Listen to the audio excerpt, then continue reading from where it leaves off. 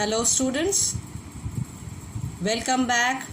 I resume my video lecture on chapter 2, Earth's geographic grid, latitude and longitude.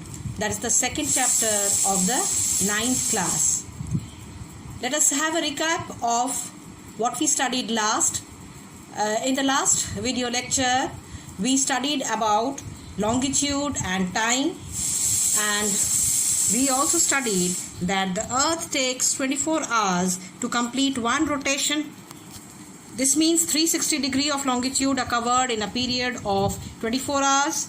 This gives rise to a time difference of 24 into 60 by 360, that is 4 minutes for each degree of longitude. And we also studied that the time difference is to be added in case of places to the east of a point. In case of places to the west, the time difference is to be subtracted. Now these are some of the basics on which we are going to study about calculating time and calculating longitude. Now these are few steps that I have analyzed for you to make it easy for you to do these, carry out these calculations. Now calculating time, these are the various steps used for calculating time. Step 1, diagrammatic representation of the question.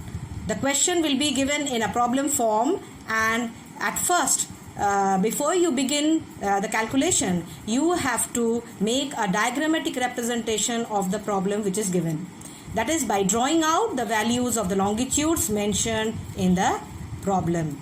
Now this is how diagrammatically you represent the question.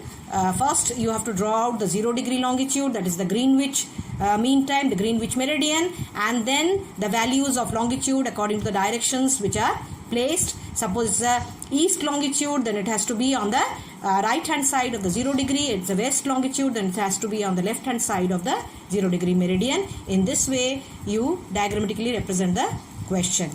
Now the second step tells that if the longitudes mentioned in the question occurs in the same hemisphere, that is east and east or west and west, then their values are subtracted. So if you have in the given question mentioned that the longitudes occur in the same hemisphere, that is east and east or west and west, then the two values of the longitudes have to be subtracted. But if they occur in the opposite direction, that is east and west, then their values are added. So let this particular value after subtraction and addition be taken as x degree. Now the third step would be using the unitary method. How would we use the unitary method to find out the time? For 1 degree longitude, the time difference is 4 minutes. This is what we had studied in the last lecture, that for 1 degree of longitude, the time difference is 4 minutes. Therefore, for the x degree that you calculated in step 2, longitude, the time difference will be x degree into 4, that is equal to 4x minutes. Now we have to convert this time which you have calculated in minutes into hours. Then the fourth step, calculated time is subtracted from the mentioned time of longitude if the longitude without the time mentioned is to the west, and calculated time is to be added to the given longitude time if the longitude which does not have the time mentioned is to the east. So let us again read this. Calculated time is subtracted from the mentioned time of longitude if the longitude is without time is to the west. So you see this longitude that is to the west is actually without time, whereas this longitude has the time mentioned. Okay, therefore we know that this longitude is in the west, and as we have studied in the last lecture, that longitudes to the west have decrease in time. For each degree of longitude there is a decrease of 4 minutes. Therefore we have to subtract the two timings. So calculated time is subtracted from the mentioned time of longitude if the longitude without time mentioned is to the west, and calculated time is added to the given longitude time if the longitude which does not have the time mentioned. There are some worked examples which are given in your book. These examples are pertaining to the calculation of time. This is problem number 1, and there is 2. This problem number 3. You can carry out these calculations, and then you can switch over to the unsolved question which are given in your exercise, and you can calculate them. Next is about calculating longitude. Now, what are the various steps involved in calculating the longitude? Steps used for calculating longitude. Diagrammatic representation of the problem, that is drawing out the longitudes with the time mentioned at each, then converting the time into minutes. Very important that the time may be given in form of AM and PM, but both the timings have to be converted into minutes in order to make it easy for you to find out the difference. Okay, then the second step is subtracting the two timings. Take it to be x minutes. Okay, by subtracting the two timing, you will get a value which can be taken as x minutes. Then the third step, using the unitary method.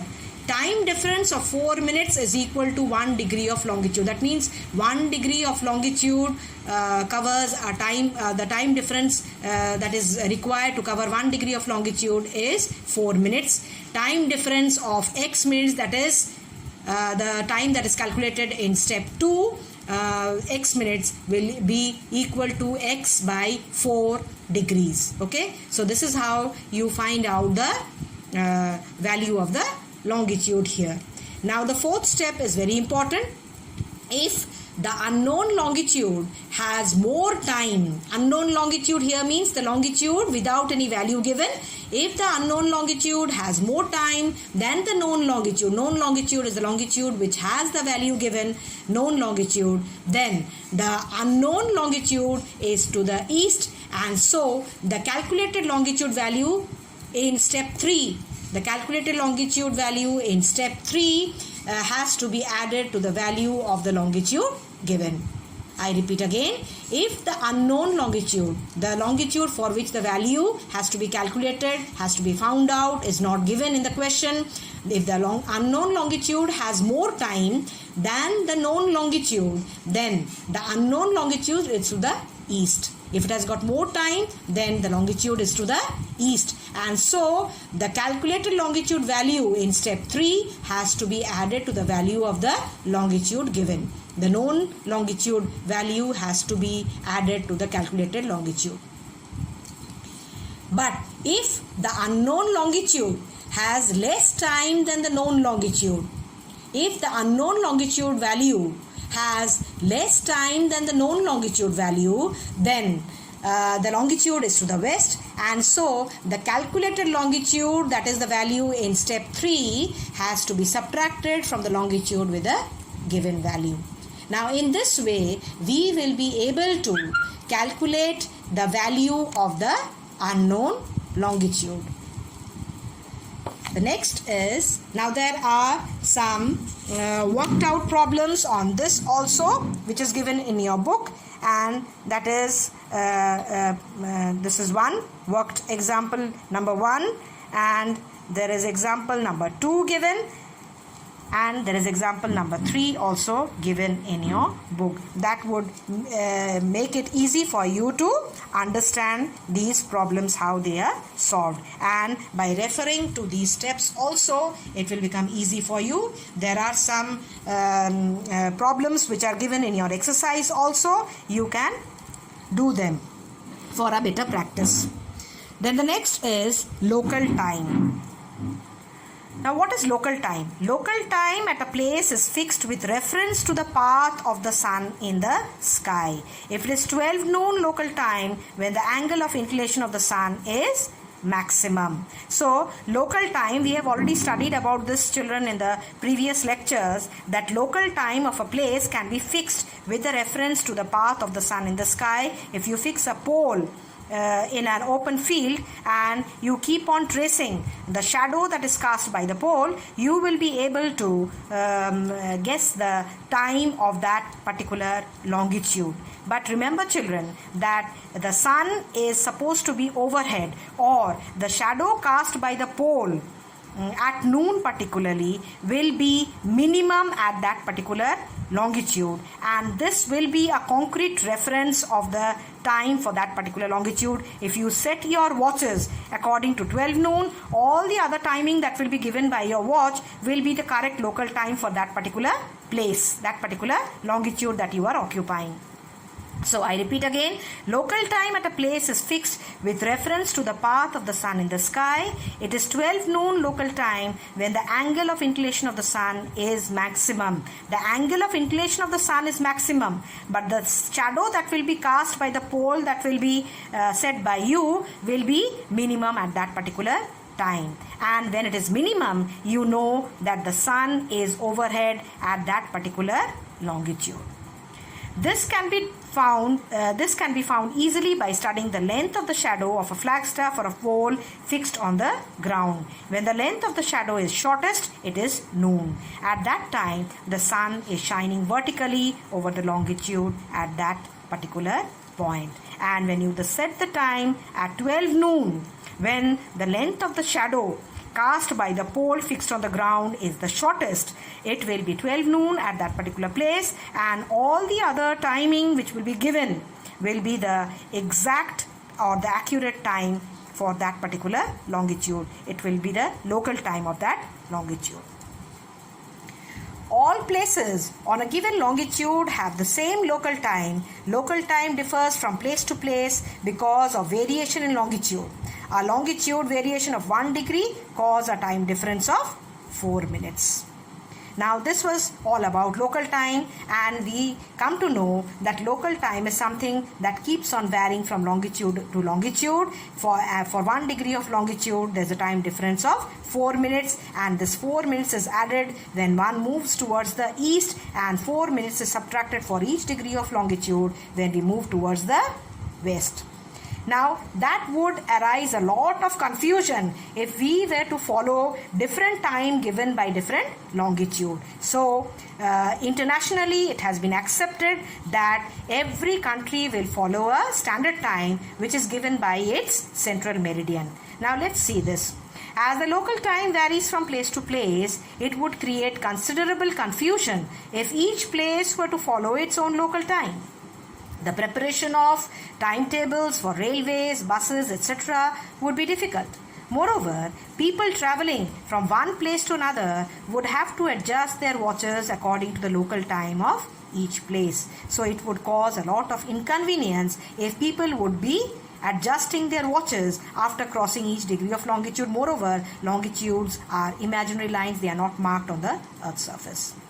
In order to avoid such confusion, many countries follow uniform time throughout the country. Such uniform time is based on the central meridian of the country or the meridian on which the most important city is located. Now, such a central meridian is called as the standard meridian. So, every country has a standard meridian which gives the standard time for the entire country, and people who follow this will be following one common time over a large area. The standard meridian is selected in such a way that it is divisible by 7.5 degrees so that the standard time differs from the Greenwich Mean Time by multiples of half an hour. So the standard time of each country will be differing from the Greenwich Mean Time by multiples of half an hour. This uniform time, which is followed throughout a country, is called as country's standard time. Now let us know what is the standard meridian of our country, that is India. Children, you should know that there is a time difference of 2 hours between the easternmost point of our country and the westernmost point of our country. The easternmost point of our country is Arunachal Pradesh, westernmost point is in Gujarat, and the time difference is 2 hours across the breadth of the width of the country. Therefore, for the convenience of following one common time over a large area, this particular meridian has been chosen to be the central meridian of India, that is 82 degrees 30 minutes east. This is called as the standard meridian of India. This standard meridian passes through Allahabad and is quite close to Chennai. The time based on the standard meridian is called as the Indian Standard Time. In abbreviated form, it is called as the IST. What is the Indian Standard Time? The Indian Standard Time is 5.5 hours, that is 5 hours 30 minutes ahead of the Greenwich Mean Time. Now, the Greenwich Mean Time is based on the local time of the 0 degree longitude. The 0 degree longitude is the prime meridian, and the local time of the prime meridian is called the Greenwich Mean Time. And this Greenwich Mean Time is actually helpful to us for following international time. Now, Greenwich Mean Time is adopted uniformly by all countries for international travel. International airlines maintain their time schedule in terms of Greenwich Mean Time. As aircraft pass through several time zones in a short time, it would create confusion if they were to change the time whenever they cross a time zone.